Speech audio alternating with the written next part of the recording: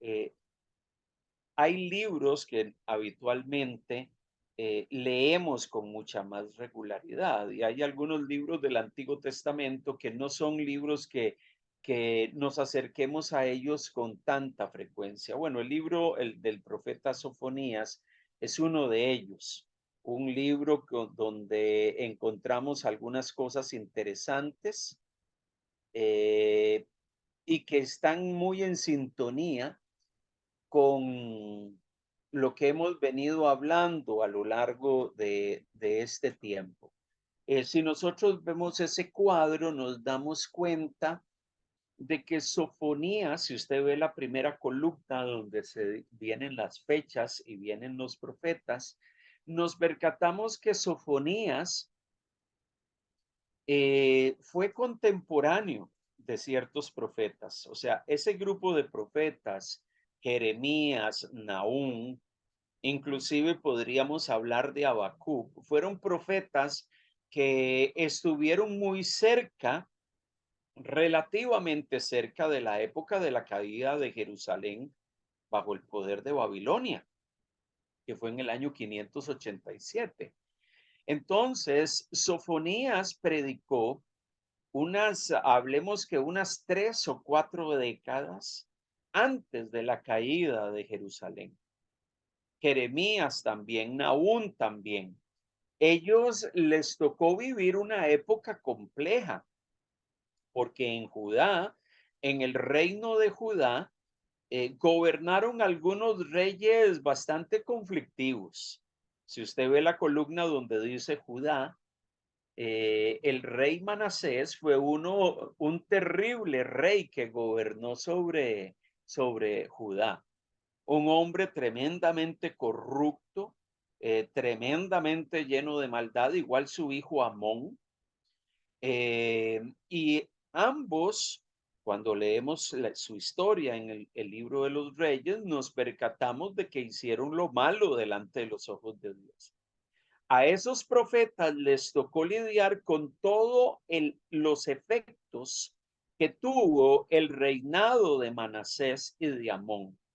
Y a pesar de que Josías, el nieto de Manasés, trató de traer ciertas reformas religiosas, y hemos leído las reformas religiosas que Josías trató de traer sobre la nación, lo leemos en el libro de Crónicas, la nación estaba sumida en una tremenda decadencia moral y espiritual en aquella época. Entonces, a Sofonías le tocó profetizar y hablar de parte de Dios en medio de un tiempo muy complejo, donde los gobernantes estaban cargados de tremenda corrupción, donde los gobernantes habían hecho de las suyas.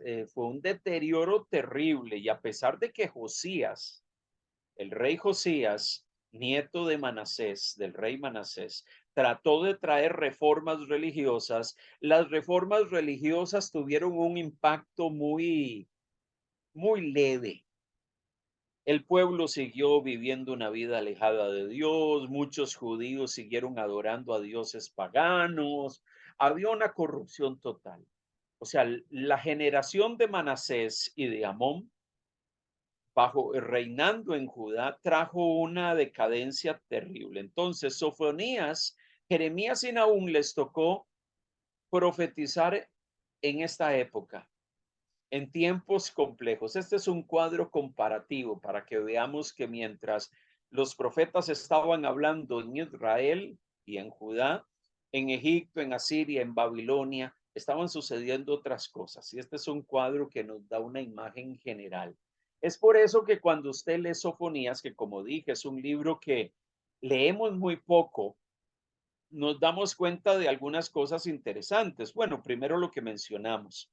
Sofonías probablemente fue contemporáneo de Jeremías y de Habacuc. Una época compleja. Fue un hombre que se atrevió a romper el silencio profético que reinó en Judá durante más de medio siglo, durante el reinado de Manasés y su hijo Amón, porque Manasés, ese rey de Judá, tenía amenazados a todos los profetas.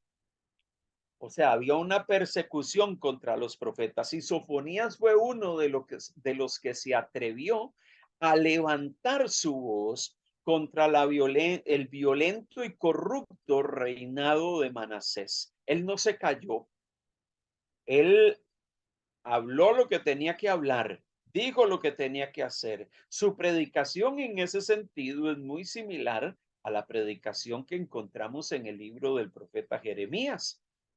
Ambos fueron gente que vivió en la época de las reformas del rey Josías, las cuales lastimosamente no tuvieron el efecto que quisieron tener o que se hubiese querido que tuviesen. Pero la nación estaba tan sumida en una decadencia que fue una época compleja. Es interesante que cuando leemos el capítulo 1, versículo 1, podemos encontrar una introducción genealógica al profeta. Mire qué interesante. Cuando leemos Sofonías 1:1, si usted encuentra ese libro, abre su Biblia, vamos a encontrar que dice palabras de Jehová que vino a Sofonías, hijo de Cusi, hijo de Gedalías, hijo de Amarías, hijo de Ezequías, en días de Josías, hijo de Amón, rey de Judá. O sea, él profetizó en el tiempo de Josías. Y aquí se da una línea genealógica de este hombre. Pero mire qué interesante. Él empieza a hablar del día de la ira del Señor, diciendo que Dios iba a traer un juicio. Sigo leyendo el verso 2 en adelante. Mire lo que habla Dios a través del profeta. Verso 2: destruiré por completo todas las cosas de sobre la faz de la tierra, dice Jehová. Destruiré los hombres y las bestias, destruiré las aves del cielo y los peces del mar, y cortaré a los impíos y raeré a los hombres de sobre la faz de la tierra, dice Jehová. Extenderé mi mano sobre Judá y sobre todos los habitantes de Jerusalén, y exterminaré de este lugar los restos de Baal.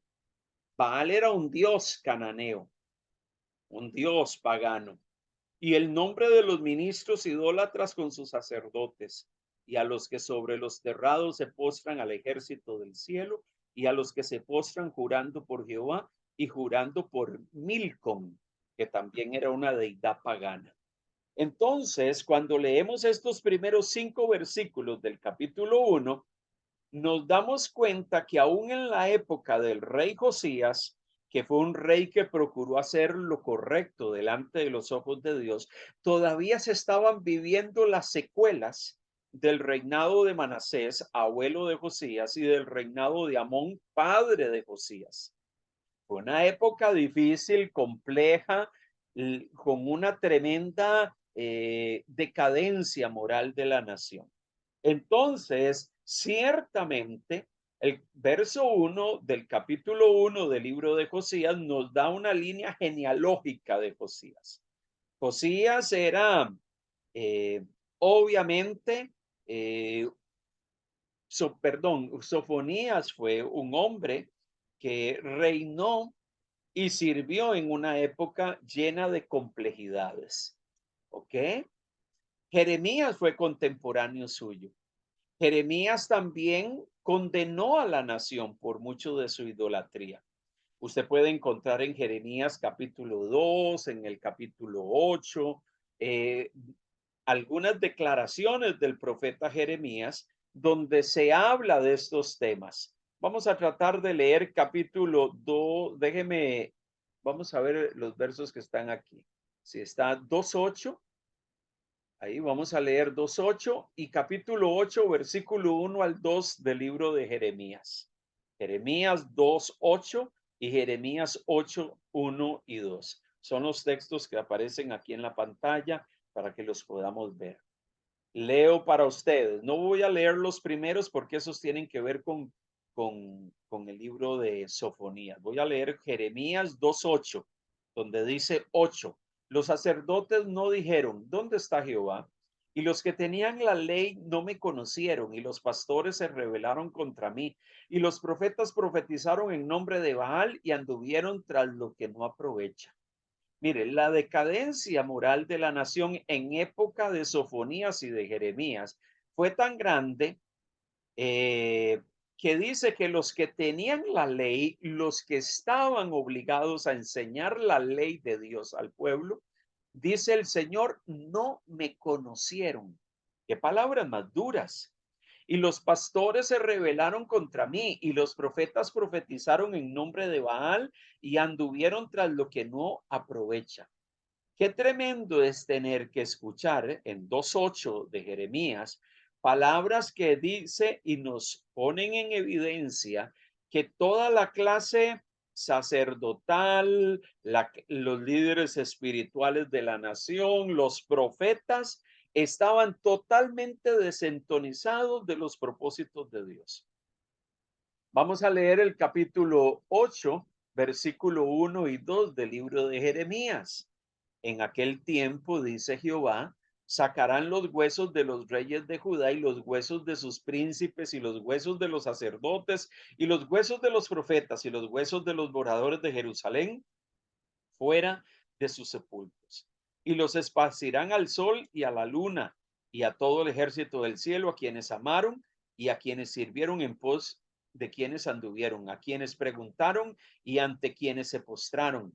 No serán recogidos ni enterrados, serán como estiércol sobre la faz de la tierra. Palabras duras que llega y dice, aún aquellos que murieron, que adoraron a otros dioses, que sirvieron a otros dioses, que se postraron ante otras deidades. Sus huesos van a ser sacados de sus tumbas y esparcidos. Nadie se va a acordar de ellos por lo corruptos, dice el profeta Jeremías capítulo 8, versículo 1 y versículo 2.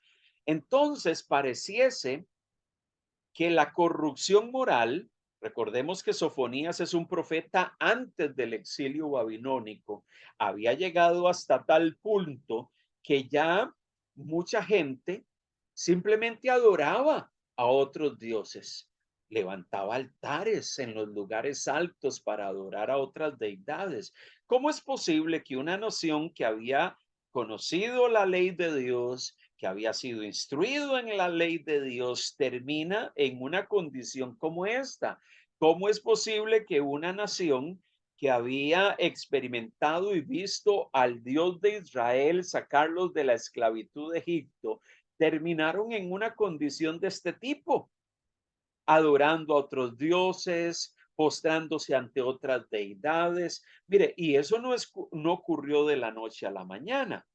Eso tomó siglos, pero la nación entró en un proceso. Mire, la decadencia espiritual no es un asunto que ocurre de la noche a la mañana. La decadencia espiritual es algo que paulatinamente empieza a deteriorar tu vida y la mía, que empieza a afectarnos, empieza con cosas sencillas y pequeñas, empezamos a abrir pequeños espacios en nuestras vidas, algunas cosas que no agradan a Dios.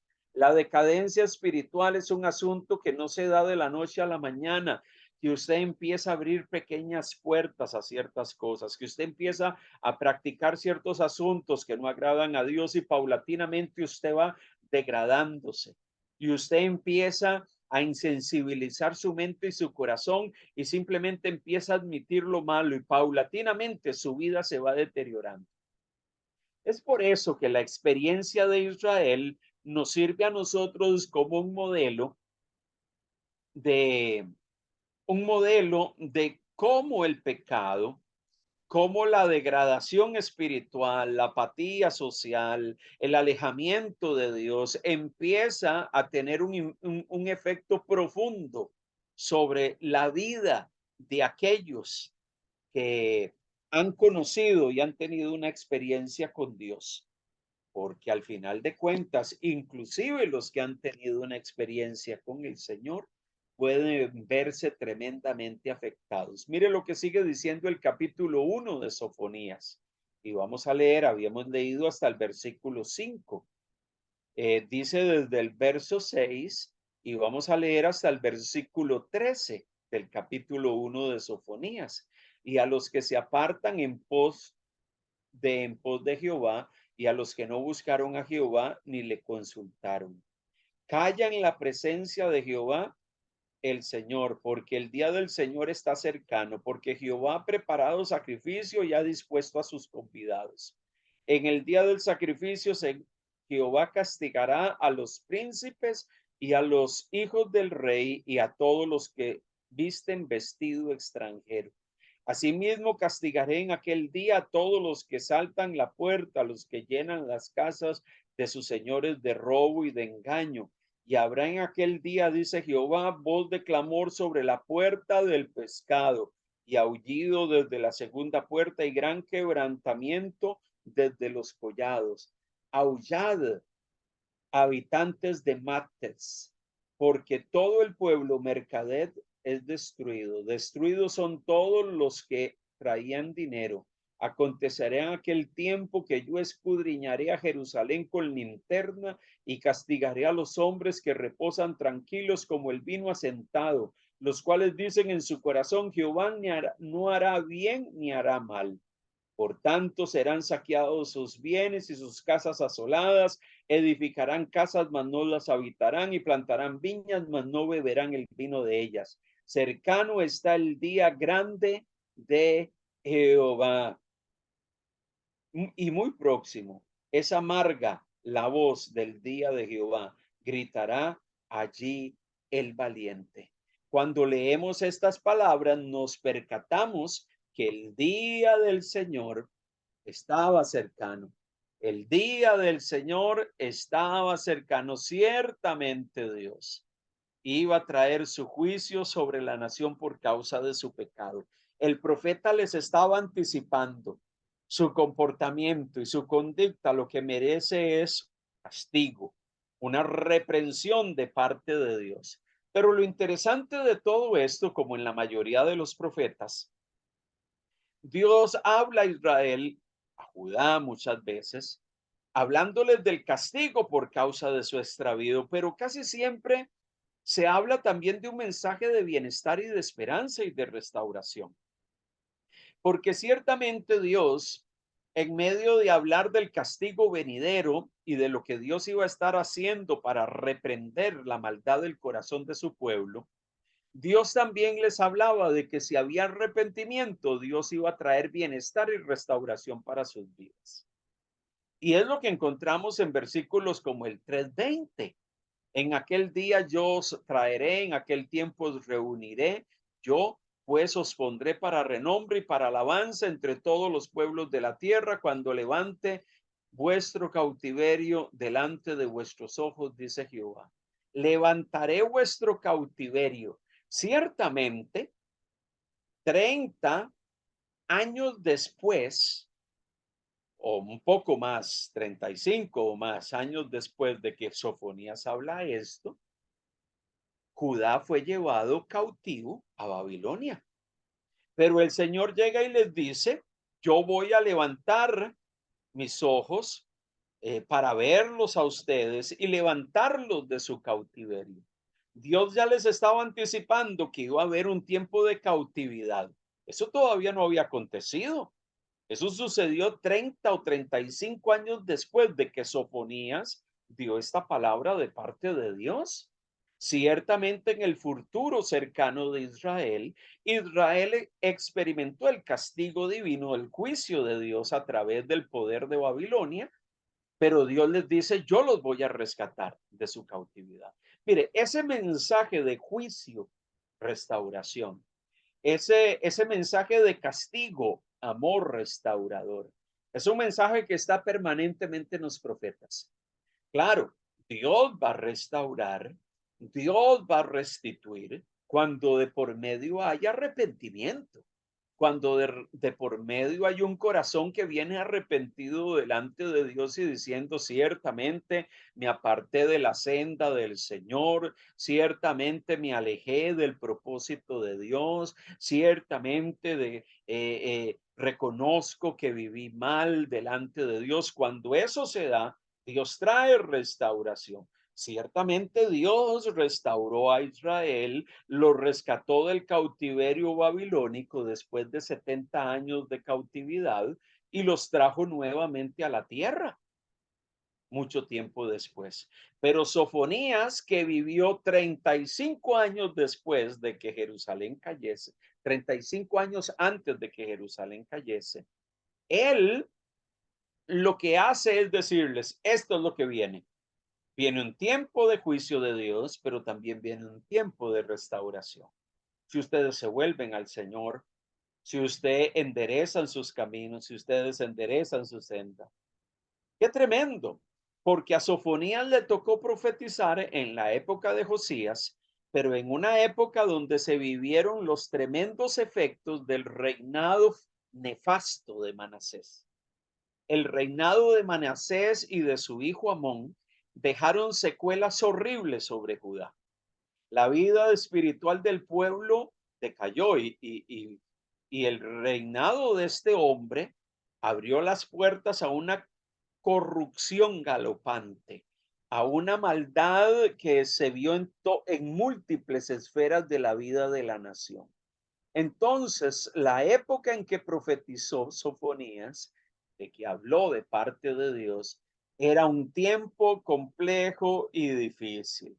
Por eso las palabras del profeta inicialmente no fueron palabras de esperanza, sino de juicio. Ciertamente va a haber asolamiento, dice 1:15, día de ira es aquel día, día de angustia y de aprieto, día de alboroto y de asolamiento. Ciertamente iba a haber asolamiento, ciertamente iba a haber tiempos complejos y difíciles, ciertamente iban a venir tiempos de mucha complejidad y de mucha dificultad. En medio de todo esto, en medio de esta realidad, nos damos cuenta que las palabras iniciales del profeta eran palabras, Dios va a reprender. ¿Por qué Dios reprende y por qué Dios castiga? Porque Dios es un Dios justo. Y a Dios hacerle un Dios justo, Él no admite la maldad y el pecado. Él no sintoniza con eso. Y por eso cuando Israel desvió su corazón, cuando Judá desvió su corazón, y hizo lo malo delante de Dios, Dios no podía admitir ni siquiera la maldad de su pueblo. Él tenía que reprender esa maldad y tenía que traer su juicio sobre la nación. Tremendo esto, porque eso nos recuerda que el Dios justo es el Dios que actúa según su justicia. Y la justicia de Dios no admite el pecado. La justicia de Dios no admite lo malo. Por eso el libro se divide en dos partes. El capítulo 1 y 2 y parte de los primeros versículos del 3 donde se habla de un juicio que inevitablemente iba a venir. Un juicio que iba a darse en su momento y que se dio 35, 40 años después de Sofonías. Dios castigó a Israel trayendo el poder de Babilonia.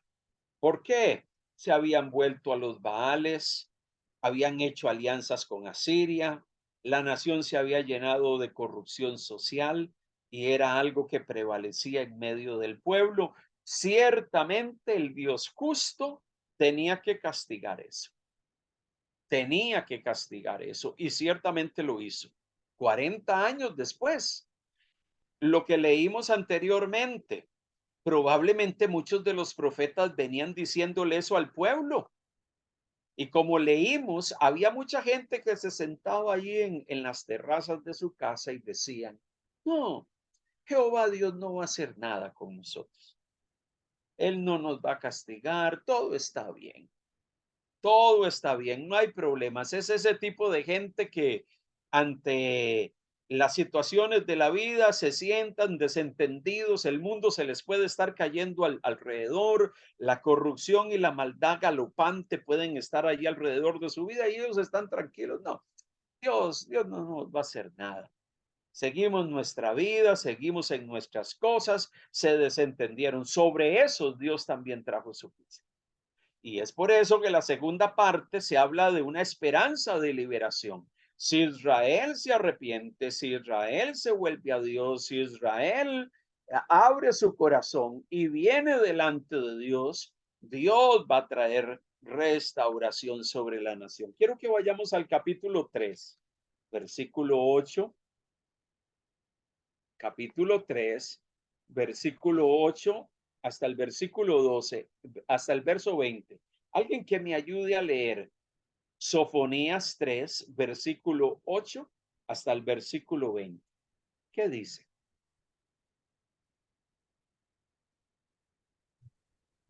Leo, Bueno, pastor. entonces, sí, Gracias, hermana continúe, Eva. hermana Ela, continúe. Dele, hermana.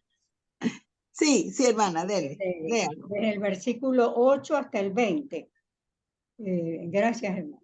Por tanto, esperadme, dice Jehová, hasta el día que me levante para juzgaros, porque mi determinación es reunir las naciones, juntar los reinos, para derramar sobre ellos mi enojo, todo el ardor de mi ira por el fuego de mi celo.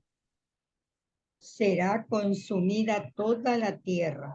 En aquel tiempo devolveré yo a los pueblos pureza de labios, para que todos invoquen el nombre de Jehová, para que les sirvan de común consentimiento.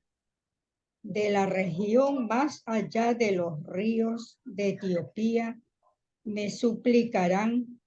La hija de mis esparcidos traerá mi ofrenda. En aquel día no serás avergonzada por ninguna de tus obras con que te rebelaste contra mí, porque entonces quitaré de en medio de ti a los que se alegran en tu soberbia, y nunca más te ensoberbecerás en mi santo monte. Y dejaré en medio de ti un pueblo humilde y pobre, el cual confiará en el nombre de Jehová. El remanente de Israel no hará injusticia, ni dirá mentira, ni en boca de ellos se hallará lengua engañosa, porque ellos serán apacentados y dormirán, y no habrá quien los atemorice. Canta, oh hija de Sión, da voces de júbilo, oh Israel, gózate y regocíjate de todo corazón, hija de Jerusalén. Jehová ha apartado tus juicios, ha echado fuera tus enemigos. Jehová es rey de Israel en medio de ti, nunca más verás el mal. En aquel tiempo se dirá a Jerusalén: no temas, Sión, no se debiliten tus manos. Jehová está en medio de ti, poderoso. Él salvará, se gozará sobre ti con alegría, callará de amor, se regocijará sobre ti con cánticos. Reuniré a los fastidiados por causa del largo tiempo. Tuyos fueron, para quienes el oprobio de ella era una carga. He aquí, en aquel tiempo yo apremiaré a todos tus opresores y salvaré a la que cojea, y recogeré la descarriada, y os pondré por alabanza y por renombre en toda la tierra. En aquel tiempo yo os traeré, en aquel tiempo os reuniré yo, pues os pondré para renombre y para alabanza entre todos los pueblos de la tierra, cuando levante vuestro cautiverio de delante de vuestros ojos, dice Jehová. Gracias, hermana Adela. Bueno, el Señor anticipa y dice, habrá un tiempo de restauración. Ciertamente habrá juicio, pero yo también traeré restauración. Inclusive en el versículo 13 llega y dice que va a haber un remanente de Israel que no hará injusticia, ni dirá mentira, ni en boca de ellos se hallará lengua engañosa. O sea, Dios anticipa que un remanente de israelitas iban a preservar y a caminar en fidelidad a Dios. Dios les promete y les dice que Él va a traer juicio sobre sus opresores. Dios llega y les dice que Él los va a reunir nuevamente. Los va a traer de su cautiverio, dice el versículo 20. El cautiverio no se había dado. El cautiverio se dio 40 años después de que el profeta dio estas palabras.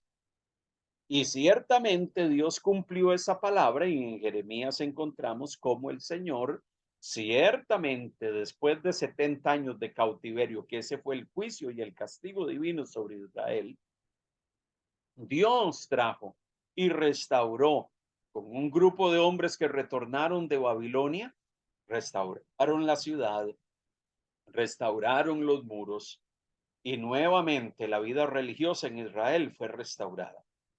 Ya usted ha leído los libros de Esdras y de Nehemías que nos hablan de todo ese periodo de tiempo.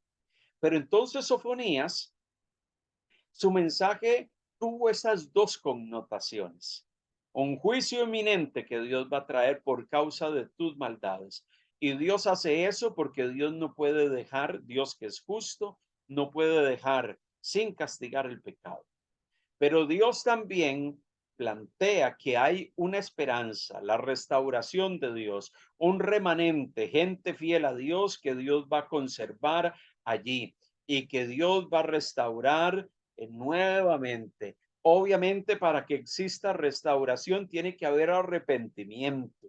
Tiene que haber un reconocimiento de nuestros pecados, tiene que haber un reconocimiento de nuestras maldades. Interesantemente, estos pasajes que hemos leído acá vienen hablando acerca de que el juicio de Dios no solamente venía sobre Israel, sino sobre todas las naciones. Por eso es que el versículo 8 dice, por tanto, esperadme, dice Jehová, hasta el día que me levante para juzgaros, porque mi determinación es reunir las naciones, juntar los reinos para derramar sobre ellos mi enojo, todo el ardor de mi ira. Por el fuego de mi celo será consumida toda la tierra. El lenguaje del Señor aquí es un lenguaje donde se plantea que no solamente Israel iba a ser castigado, sino que iba a ser castigado todos aquellos pueblos alrededor de Israel. Asiria iba a recibir un juicio especial. Gaza, Ascalón, Asdón, Ecrón, que eran ciudades de los filisteos. Ahí usted ve un mapa. Usted ve que ahí dice Kingdom de Judá, reino de Judá. Al lado aparece la tierra de los filisteos en un color más oscuro. Ahí estaba Ascalón, Asdod, Ecrón, Gaza. En la profecía que aparece en el capítulo 12 habla de que Dios va a levantar juicio contra ellos. Dios va a levantar juicio contra Jerusalén, pero Dios también va a levantar juicio contra las naciones. Entonces Dios estaba hablando de que Él estaba queriendo tener un trato, no solamente con su pueblo, sino también con aquellas naciones alrededor de Israel. Cuando vemos todo eso, probablemente decimos, bueno, pero razones, las que hemos enumerado, el pueblo se había desviado. Las acciones de la nación, que de una forma o de otra eran un reflejo de la conducta de sus líderes, de sus reyes, de sus sacerdotes, de sus profetas, de sus líderes religiosos, había llegado a extremos horribles. Y lo más triste de todo con Judá, en la época del profeta Sofonías, es que cerca de 100 años antes, Dios había castigado al reino del norte y su capital, Samaria, por sus maldades. O sea, los hermanos judíos de los judíos de Judá en el sur ya habían experimentado un juicio divino 100 años antes, cuando el poder de Asiria había venido contra ellos y fueron destruidos. Y Samaria cayó bajo el poder de un imperio más grande que ellos, años 721 antes de Cristo. Entonces, allí nos damos cuenta de que la nación había visto ese testimonio, pero a pesar de ver cómo Dios había castigado a Samaria por sus pecados y al reino del norte, eso no les sirvió de lección a ellos. 100 años después, Sofonías y Jeremías están martillando sobre el mismo tema. Ustedes están teniendo la misma conducta y los mismos males que el reino del norte. Les va a pasar lo mismo. Dios va a traer su juicio. Cuando yo pienso en esto, me pongo a pensar, ¿cómo somos los seres humanos? ¿Cuántos testimonios nosotros tenemos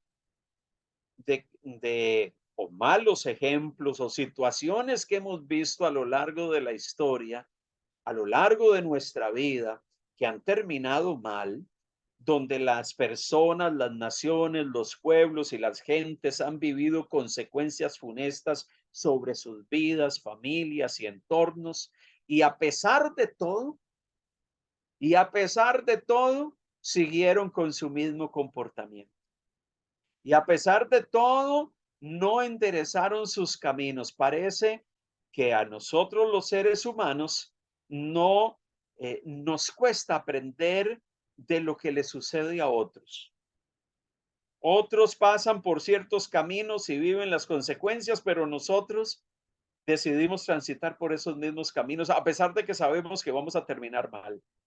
A pesar de que sabemos que hay hermanos y personas que en el pasado han transitado también esos caminos, pero nosotros decidimos seguir por allí. Mi abuelo llegaba y decía que nadie escarmienta por cabeza ajena. Pareciese que eso se cumple. En ocasiones, ¿cómo nos cuesta darnos cuenta? Vemos la experiencia de otros, sabemos que hicieron lo malo, sabemos que vivieron consecuencias funestas y nosotros tristemente terminamos haciendo lo mismo. Y pareciese que las lecciones no nos sirven a nosotros como ejemplo. Y aquí estamos poniendo el ejemplo también para nosotros de la nación de Israel.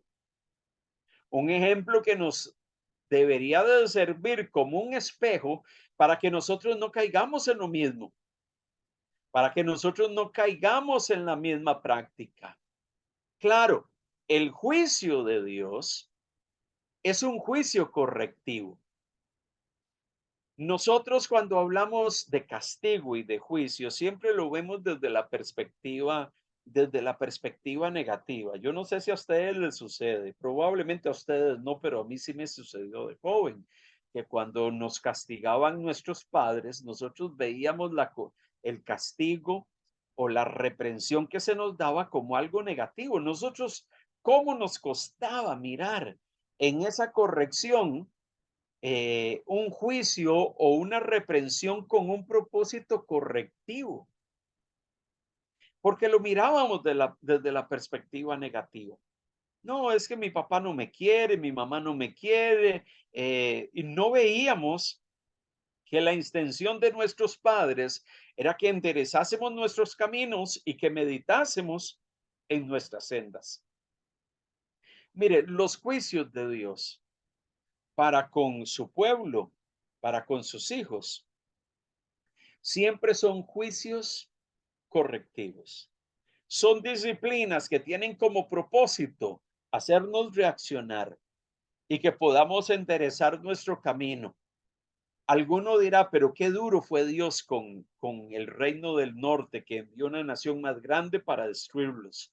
Qué duro que fue Dios con el reino del sur, que envió una nación más grande, que vino y destruyó Jerusalén y llevó cautiva a la nación. Qué duro que fue Dios. Pero es que ese juicio es un juicio correctivo. En ocasiones miramos a Dios y pensamos, no, qué duro que está haciendo Dios conmigo. ¿Cómo es posible que Dios me está haciendo pasar por estas circunstancias? ¿Cómo es posible que Dios me está haciendo vivir todo esto? Mire, Dios muchas veces nos hace pasar por valle de sombras y de muerte y permite que pasemos por ese tipo de experiencias porque Él está queriendo enseñarnos algo, porque Él está queriendo tratar con nosotros, tratar con nuestras vidas. Nos cuesta ver el aspecto positivo del castigo divino, el aspecto positivo de la corrección divina. Es por eso que Dios, y ya lo mencionamos, menciona en el capítulo 3 que leímos de que un remanente de israelitas iba a sobrevivir. Un remanente de gente que amaba a Dios iba a quedar después de toda esa experiencia de juicio. Ciertamente, siempre hay un remanente de hombres y de mujeres que quieren hacer lo adecuado y lo correcto delante de Dios, a pesar de que el juicio viene sobre todos. Cuando Dios trae su juicio viene sobre toda la nación, sobre los malos y sobre aquellos que quieren mantenerse fiel a Dios. El juicio viene sobre todos. Al final, si había gente fiel en medio de la nación que todavía tenían temor de Dios en su corazón, a ellos les tocó vivir el sufrimiento de ver caer a Jerusalén y el dolor de ver la ciudad destruida y sus vidas afectadas por todo esto. Pero Dios llegó y dijo, yo voy a hacer que ese remanente persevere y voy a traerlo nuevamente a la tierra después del cautiverio en Babilonia. Dios promete a la nación que va a habitar en medio de ellos, que Él va a corregir los males del pasado, que Él va a salvar al que cojea, a recoger al descarriado. Dice el verso 19 del capítulo 3. Y va a poner renombre en toda la tierra. Él va a quitar el oprobio de la nación. Dios dice, yo voy a hacer todo esto en medio de ustedes. Inclusive Jehová está en medio de ti poderoso, él salvará, se gozará sobre ti con alegría, dice el verso 17, callará de amor, se regocijará sobre ti con cánticos. Ese es un canto que entonamos en muchos de nuestros cánticos dominicales, un hermoso cántico. Y ese cántico nos recuerda que el Dios de Israel es el Dios que salva. A pesar de que castiga, su juicio tiene propósitos correctivos. Al final, Él quiere restaurar a la nación. Él quiere nuevamente rescatarla de su condición. Por eso, inclusive cuando pensamos en nosotros mismos, cuando pensamos y nos hemos apartado del camino, nos hemos apartado de la senda, hemos dejado de transitar por el camino correcto y hemos empezado a admitir y abrir espacio en nuestras vidas algunas cosas que no agradan a Dios. Dios siempre con sus hijos tiene un propósito correctivo. Dios, aunque utilice en algunos momentos formas drásticas para hablar a nuestros corazones y para confrontarnos y para exhortarnos, Él siempre tiene un propósito correctivo. Él tiene el propósito de salvarnos. Él tiene el propósito de recogernos cuando estamos descarriados. Él tiene el propósito de traernos y de reunirnos nuevamente, aun cuando estemos dispersos. ¿Por qué? Porque Él cuando mira que usted y yo venimos ante Él arrepentidos, reconociendo nuestra condición, volviéndonos a Él con todo nuestro corazón, Dios nos levanta y nos rescata de nuestra condición. Algo que quiero mencionar que citamos anteriormente. En Israel había muchos que estaban tranquilos. Habían muchos que miraban las circunstancias que se estaban dando en medio de la nación y ellos estaban cargados de complacencia diciendo, pero es que todo está bien. Todo está bien. Y el Señor dice, esos que están ahí tranquilos mirando lo malo que se hace en el pueblo, la conducta del pueblo, el extravío del pueblo y que se han vuelto insensibles y dicen, no, aquí todo está bien, Dios no nos va a hacer nada. Y sabe que ese muchas veces es la forma de pensar de algunas personas dentro del pueblo del Señor. Aun cuando hay cosas que no están bien delante de Dios, ellos dicen, no, todo está tranquilo, Dios nos ama y Él no va a hacer nada. Bueno, probablemente esos que estaban tranquilos en medio de Judá, 40 años después, fueron abatidos por el poder de Babilonia y probablemente sorprendidos dijeron, ¿qué está pasando aquí? Ellos pensaban que todas las cosas iban a estar bien, que no iban a haber problemas, que las circunstancias no, que el Dios de Israel no va a dañarnos, que era mucho del sentimiento que había en muchos judíos. Saben que el judaísmo a lo largo del tiempo se aferró a ese concepto. Es que Jehová Dios es nuestro Dios y Él no va a hacer nada contra nosotros. Es que Jehová Dios es el que nos cuida. Él es el Dios nuestro. Recuerdo a Jesús cuando hablaba a los líderes religiosos y al pueblo de Israel en Juan capítulo 8, que Jesús les hablaba acerca de que todo aquel que hace el pecado es esclavo del pecado. Y algunos de los judíos que escuchaban a Jesús en Juan capítulo 8 decía, pero ¿por qué tú nos hablas así? Si nosotros somos hijos de Abraham.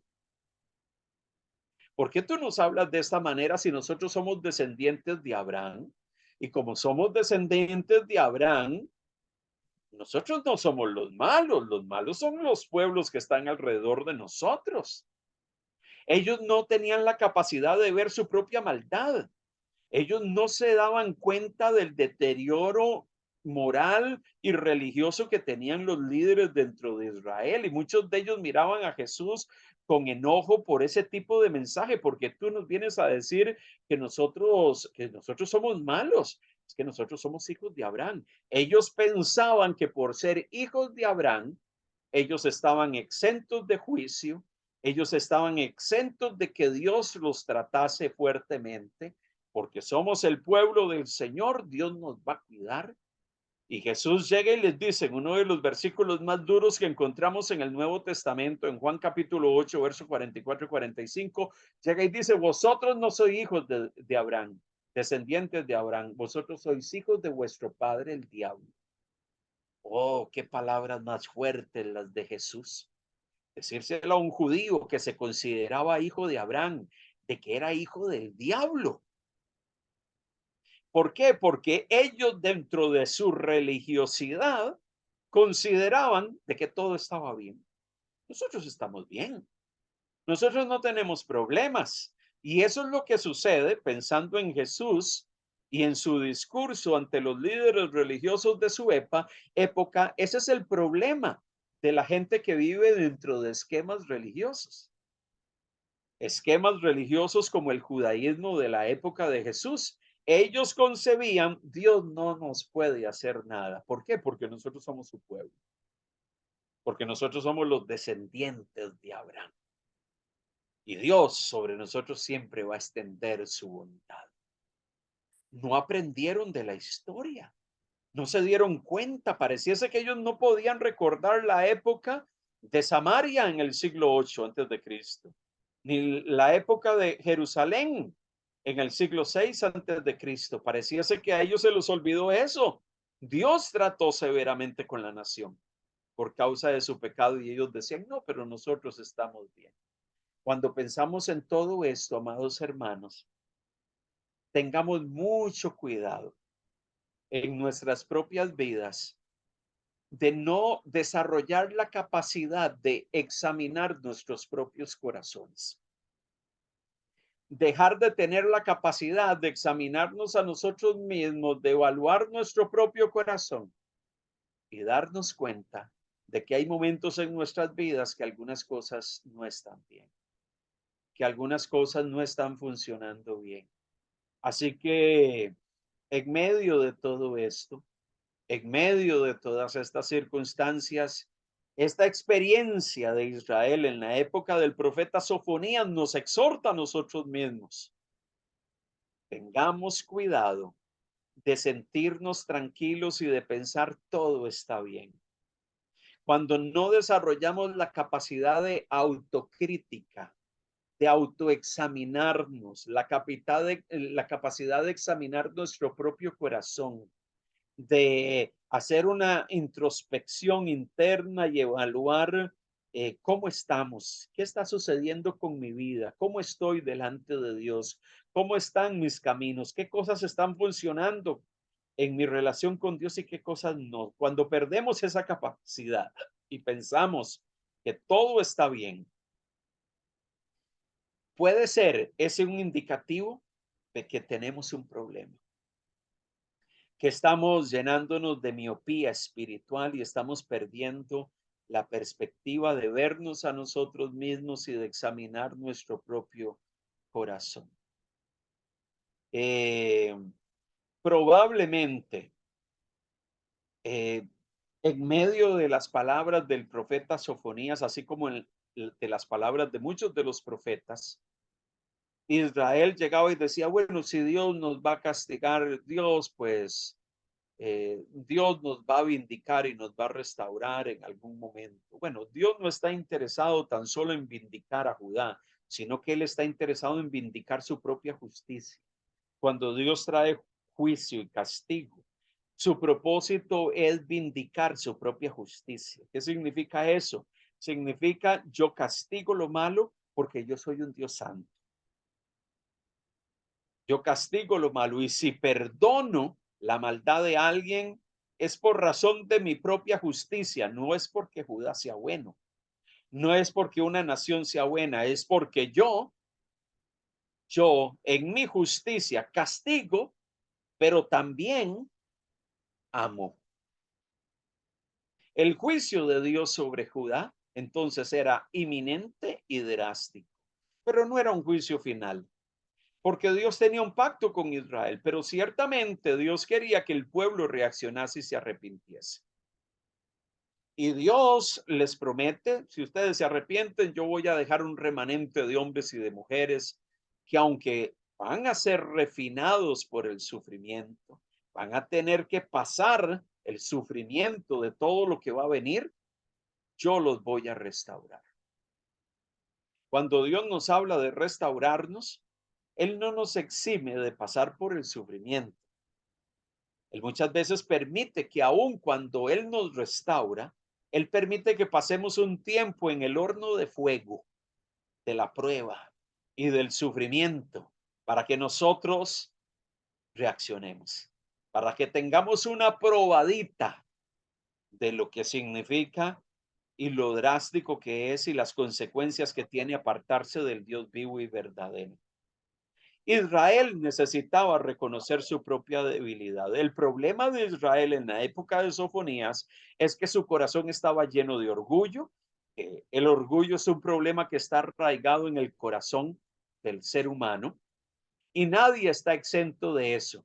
El orgullo podía llenar el corazón de Amón, de Nínive, de Judá, de cualquier pueblo, de cualquier nación, de cualquier individuo.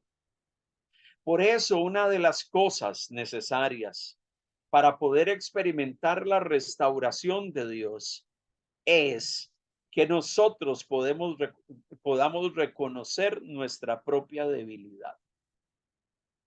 Que nosotros podamos en todo tiempo y momento reconocer nuestra propia incapacidad, reconocer que hay momentos de nuestra vida donde hay cosas que no están bien, que usted pueda venir delante de Dios y pueda arrepentirse y decir, Señor, esto en mi vida no está funcionando. Hay cosas que no están dándose como deberían de ser. Hay cosas que no están caminando de la manera que tú quieres, Señor. Trata conmigo, aquí está mi corazón, perdóname. Hay momentos donde necesitamos venir delante de Él. Mire, hay dos aspectos del carácter de Dios que no son excluyentes. O sea que no son dos cosas distintas, que no están unidas. Es su justicia y su amor compasivo. Para nosotros es muy distinto. A nosotros nos gusta hablar del amor de Dios, pero nos cuesta hablar mucho del juicio y del castigo divino. Y esas dos cosas son como una moneda, son como dos caras de una misma moneda. Son dos aspectos del mismo Dios. Dios es un Dios justo que castiga lo malo, pero también es un Dios que cuando alguien que hizo lo malo se arrepiente, Él muestra su amor compasivo. Y son dos rasgos del mismo Dios. No es, y tenga cuidado, porque en el pasado hubo mucha gente que se acercó a la Biblia con esa perspectiva, diciendo, no, es que el Dios del Antiguo Testamento es un Dios de ira y de enojo, y el Dios del Nuevo Testamento es un Dios de amor. Eso no es así, eso no es así. Ese mismo Dios, justo y santo, es un Dios amoroso y compasivo. Es el mismo Dios del Antiguo y el mismo Dios del Nuevo Testamento. Por eso, cada vez que nosotros vemos a Dios hablando a través de los profetas y que dice, yo voy a traer mi juicio, yo voy a castigar, yo os voy a reprender. El juicio de Dios siempre es un juicio correctivo sobre su pueblo Israel. Obviamente Dios trata con las naciones y con los pueblos alrededor de Israel, eh, porque Dios quiere que también esos pueblos le conozcan. El amor redentivo de Dios inclusive se extiende a las naciones porque el propósito de Dios es que inclusive las naciones puedan conocerle. Entonces necesitamos entender que esas cosas van juntas. Por eso el día del Señor en el libro de Sofonías es un tiempo de juicio punitivo, pero también de bendita esperanza. ¿Qué significa juicio punitivo? Es un tiempo, el día del Señor es el día en que Dios va a traer un castigo sobre Israel por causa de su maldad. Pero Dios también en el tiempo va a restaurar a la nación después de que se arrepienta y los va a restaurar y va a traer esperanza y restauración sobre su vida.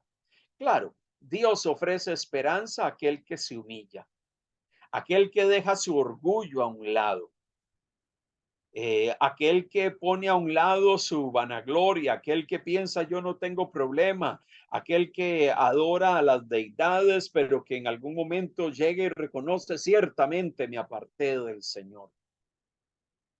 Por eso, una de las cosas que los profetas exhortaron a Israel vehementemente fue que su orgullo los llevó a vivir todas estas situaciones. Qué tremendo. Por eso debemos de entender que la compasión divina, la misericordia divina sobre los hombres y sobre la nación, el amor de Dios hacia individuos o colectivamente hacia su pueblo, solo florece en un contexto de humildad donde podemos venir y reconocer ciertamente algo está mal conmigo. Ciertamente hay cosas que en mí no están bien. Y es por eso que constantemente los profetas como Sofonías nos llevan a ese punto de reconocer nuestra circunstancia, de reconocer nuestra situación, de reconocer lo que estamos viviendo y lo que estamos pasando.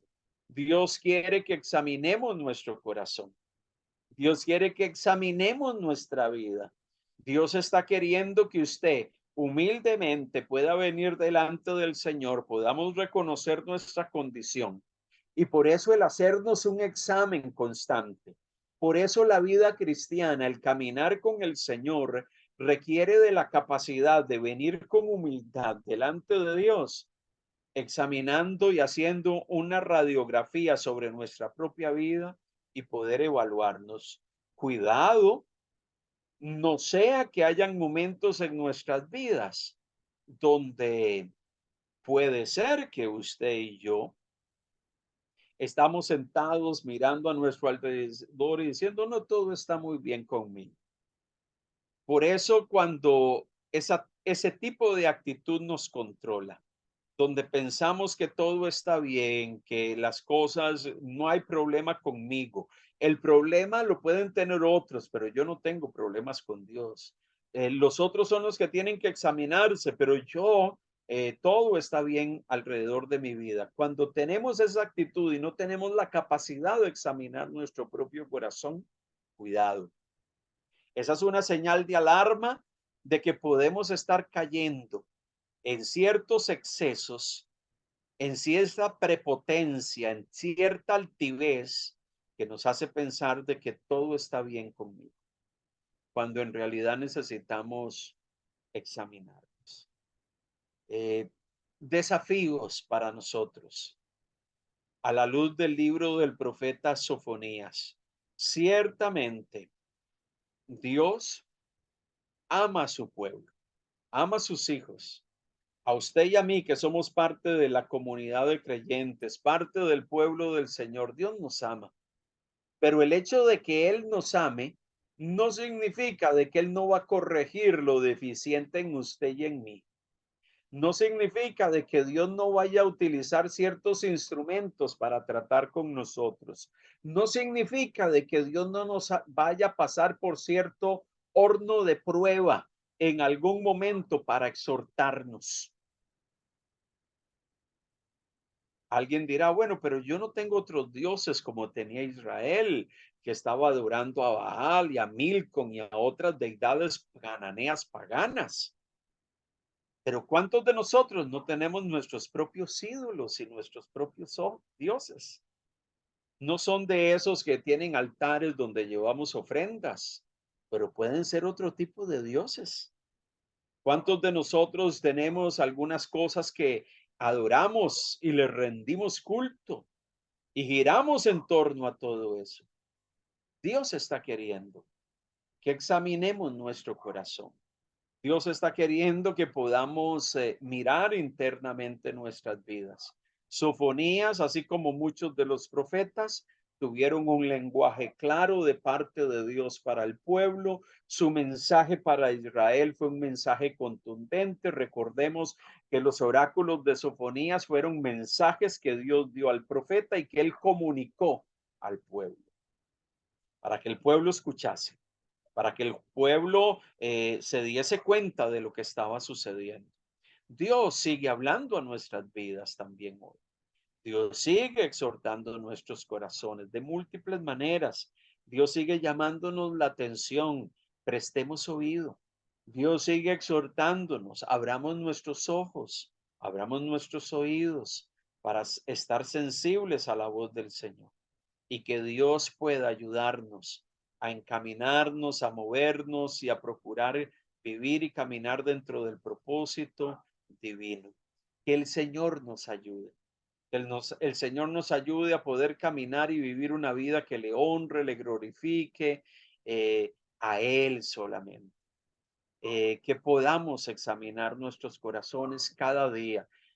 No permita que pase el tiempo sin tomarse un tiempo para hacerse ese examen necesario todo el tiempo y venir delante de Dios, y si hay algo que confesarle a Él, hacerlo para que Él nos restaure. Muchas veces tratamos de luchar solos en nuestras batallas y necesitamos venir delante de Dios. Mire, en ese proceso, muchas veces necesitamos venir delante de Dios y confesarle algunas cosas. Y Él nos va a perdonar, es fiel y justo para perdonarnos. Hay algunas cosas que no solamente requieren que las confesemos delante de Dios, hay algunas cosas que requieren la ayuda de alguien, de un pastor, de un líder, de un hermano que me pueda orientar, ayudar, que pueda orar por mí, a quien yo le pueda rendir cuentas también y decir, hermano, así estoy avanzando en mi situación personal. O sea, muchas veces decimos, no, yo eso se lo confesé a Dios. Sí, pero muchas veces volvemos a caer en el mismo círculo de actitudes, de comportamientos, y necesitamos la ayuda de alguien que nos pueda orientar, de alguien que pueda escucharnos, que pueda aconsejarnos, que pueda guiarnos. Ciertamente Dios y el consejo de su palabra es algo primario, fundamental en ese proceso cuando nos confesamos delante de Dios y traemos nuestras cargas ante Él o situaciones personales.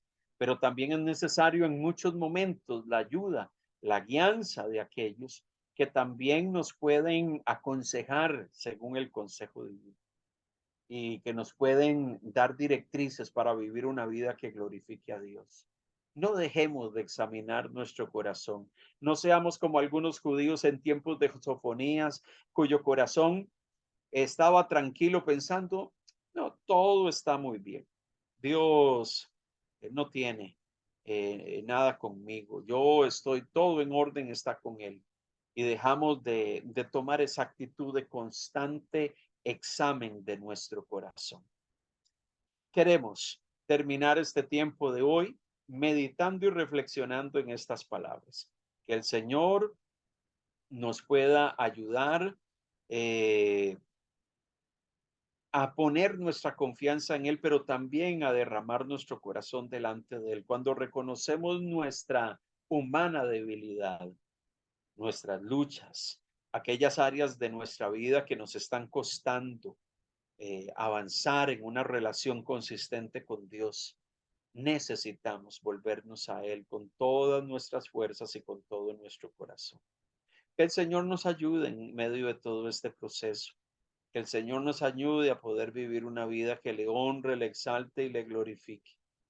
que Él reciba toda la gloria, todo el honor, toda la alabanza y todo el poder en este día. Oramos a Él. Padre amado, gracias. Amantísimo Dios, queremos darte toda la gloria y toda la honra. Padre, cuando leemos las palabras de este hermoso libro, nos podemos percatar que tú hablas, sigues hablando al corazón de tu pueblo, al corazón de tus hijos, y constantemente nos exhortas, nos llamas la atención. ¿Cuántas veces hay situaciones en su vida que se han convertido en un ídolo, se han convertido en un tropiezo para nuestro caminar? ¿Cuántas cosas hoy necesitamos venir delante de ti, confesarlas? Confesar nuestras limitaciones, nuestras luchas, nuestras inseguridades, nuestros temores, nuestras angustias. Padre, te pedimos que tú examines nuestros corazones. Si hoy tenemos que confesar y traer delante de ti alguna área particular de nuestras vidas, te pedimos que tú seas ayudándonos, que tú seas guiando nuestros pasos, que tú seas sosteniéndonos, que tú seas vivificando, oh Dios, nuestro caminar, que tú seas trayendo aliento y ánimo a nuestras vidas. A ti, Señor, sea toda la gloria, el poder, el honor, la alabanza. Oh Dios, aquí estamos delante de ti. Aquí estamos delante de tu trono. Nos rendimos ante la presencia de nuestro eterno Rey. Venimos doblegando nuestros corazones, nuestra voluntad, nuestros pensamientos ante el Señor y pedimos, Señor, que tú seas ayudándonos. Perdónanos. Si hay algo en nuestras vidas que está siendo un tropiezo, que está siendo un problema para nuestro caminar y nuestro crecimiento espiritual, hoy lo confesamos delante de ti. Padre, que podamos entender que en medio del trato severo que algunas veces tienes con nosotros, el trato muchas veces directo y contundente de tu parte para con nosotros, podamos darnos cuenta de que tú siempre tienes en mente el corregir, el transformar, el generar cambios en nuestras vidas y el ayudarnos a crecer y a vivir una vida que te honre, que te exalte y que te glorifique. A ti, Señor, sea todo el poder y el honor. A ti sea toda la alabanza, Señor. Gracias en esta noche por el tiempo de hoy. Gracias porque tú nos animas y nos alientas a la luz de las palabras del profeta Sofonías. Ayúdanos a vivir una vida que te dé alabanza, una vida que te honre y que te exalte. A ti sea toda la adoración y el poder, Señor, en este día. Sostenga a mis hermanos, renueva sus fuerzas, trae vitalidad a sus corazones y permítenos vivir siempre para alabanza y gloria de tu santo nombre. En el nombre de Jesucristo, el Señor. Amén y amén.